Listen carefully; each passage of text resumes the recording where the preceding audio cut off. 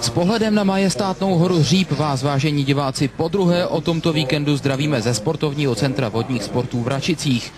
Čeká nás druhé finálové odpoledne 12. mistrovství světa juniorů v rychlostní kanoistice, během kterého uvidíte 9 finálových jízd na trati 500 metrů.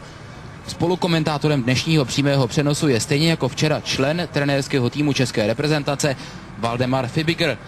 Také bývalý skvělý závodník a olympionik. Hezké odpoledne, Valdemare. Hezké odpoledne. V 21leté historii Račického kanálu patří letošní juniorský světový šampionát mezi nejdůležitější akce.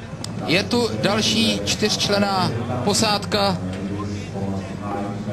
nebo respektive finálový závod. 4 kajaků. Na 500 metrů sledujeme startovní listinu tohoto finálového závodu. V první dráze pojedou Britové, Christian Reeves, Thomas Hyde, Ben Perfit a Edward Rutherford. To jsou oni. Ve druhé dráze budeme sledovat italskou loď Francesco Prena, Albio Bartelli, Matteo Florio a Ruggero Di Maria. Ve třetí dráze jedou Rumuni Jonut Mitra, Alin Rusen, Tony Ionetiku a Daniel. Rusen a Ionetiku včera byli na 4 kajaku čtvrtí společně s Bogdanem Madou a Georgem Razesuem. Ve čtvrté dráze pojedou Němci Fabian Hüttich, David Schmude, Tim Daniel Reimer a Robert Gleinert.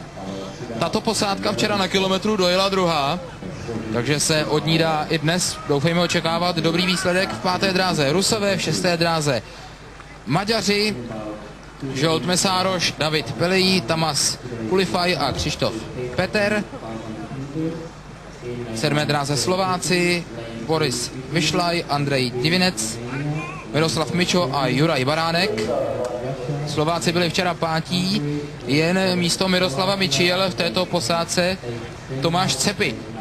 V 8. dráze jsme viděli Dány a v 9. dráze pojedou Bělorusové Alexander Toman, Anton Širájev, Alexander Jernakov a Pavel Sidarav.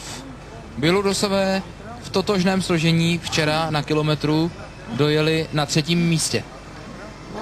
Uvidíme, jak se jim bude dařit v tom dnešním polovičním závodě.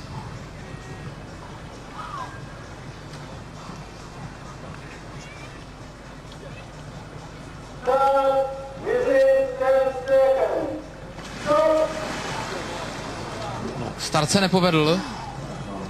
Tamhle vidíme, že vlastně posádka Slovenska v 7. dráze uvízla na tom startovacím zařízení. Najela na něj. Uvidíme, jestli jim podaří sjet, nebo jestli budou muset spustit startovací zařízení. A zatím to vypadá, že se v 7. dráze nic neděje. Nedaří se jim vysvobodit z toho zařízení. Nedaří se jim vysvobodit se zajetí startovního bloku. Možná bude muset být, ano. Tak se stalo, že spustili startovací zařízení znovu a start se bude opakovat od začátku celý. Podíváme-li se na výrazné individuality ve startovním poli tohoto závodu 4 kajaků, neměl bychom přehlédnout v 8. dráze v dánské posádce Emila Stera, který byl včera na single kajaku na kilometru 3.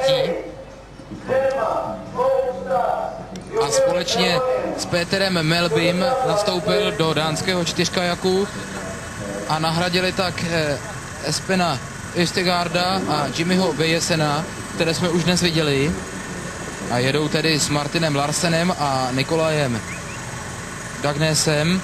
Tak doufáme, že na podruhé se už start podaří a že Slováci nebudou tak netrpěliví. Všechno v pořádku. 4 kajaky vyrazily na trať. A určitě velké favority a ty hlavní favority musím hledat v drách číslo 4, 5 a 6. A to jsou posádky Německa, Ruska a Maďarska.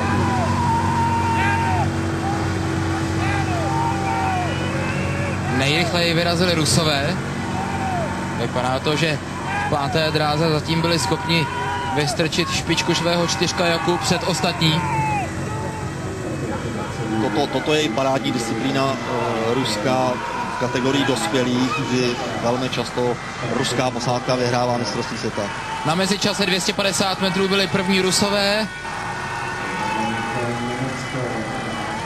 Posádky se blíží do cíle, Rusové vedou a teď už s poměrně solidním náskokem. Druzí jsou v 6. dráze Maďaři, jestli se nepletu, a velmi dobře jedou také ve 3. dráze Rumuni, ale tam to bude ještě souboj s dráze německou. také Bělorusové nepříjemně se dotahují. Tam to bude ještě souboj s německou posádkou. A Slováci velmi dobře finišují. Slováci jsou na tom velmi dobře, možná nejlépe ze všech posádek za Ruskem. Slováci v 7. dráze jsou druzí, já bych řekl, že Slovensko je druhé a třetí jsou Rumuni. Já bych to otočil. Se přiznám, že se mi zdálo, že Rumunsko tam bylo dřív než Slovensko, ale bylo to velmi těsný, uvidíme, až co nám ukáže zpomalený záznam. Každopádně, stejně jako včera, vyhráli závod 4 kajaků Rusové, o tom není pochyb. Takže Dmitrij Subotin, Vitalij Jurčenko a Vasilij Pogreban mají na 4 kajaků druhou zlatou medaili. Pro Denise Sergejeva, 4. člena této posádky, je to medaile první, protože, jak už jsem na začátku říkal, Denis Sergejev nahradil v té vítězné posádce ze včerejška Alexandra Djačenka. A tady už máme ten dojezd, Rusové tedy první, a zkoumejme hlavně rozdíl mezi 7. a 3. dráhou. Ve 3. dráze jsou Rumuni, v 7. dráze Slováci. A vypadá to, Valdemare, že jste měl lepší oko než já, protože Rumuni byli s největší pravděpodobností v cíli před Slováky. Byli tam druzí, ale ten dojezd byl teda nádherný, protože opravdu jelo 6 lodí téměř v jedné lajně, akorát vlastně Rusko bylo odskočeno jako vítěz. Rusko bylo vystačeno dopředu, Dánové zase o něco zpět a jinak těch zbývajících 7 lodí prakticky v jedné linii byl to opravdu hezký závod. dorazili do cíle. Hezký závod, napínavý až do posledních metrů. Radost vítězných Rusů. Tady máme výsledky a máme to potvrzeno i graficky. O 5 setin vteřiny předstihli Rumuni v cíli Slováky a vidíte, že i ty rozestupy až na poslední dány mezi dalšími loděmi jsou skutečně minimální. Sledovali jsme jeden z nejdramatičtějších závodů. Určitě to byl velice vyrovnaný závod, ale tento závod bývá vyrovnaný i v kategorii dospělých.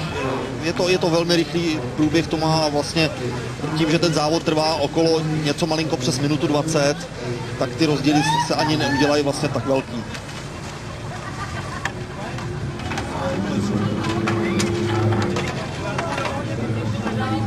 Jinak pro zajímavost, 4, když se bavili o té váze těch lodí, musí mít předepsanou váhu 30 kg. A to je tedy, vážení diváci, už z Račic všechno. 1 medaile, 6 finálových účastí, to je celkový účet České republiky. My se s Valdemarem Fibigrem z Račic loučíme. Nashledanou. Pěkné odpoledne.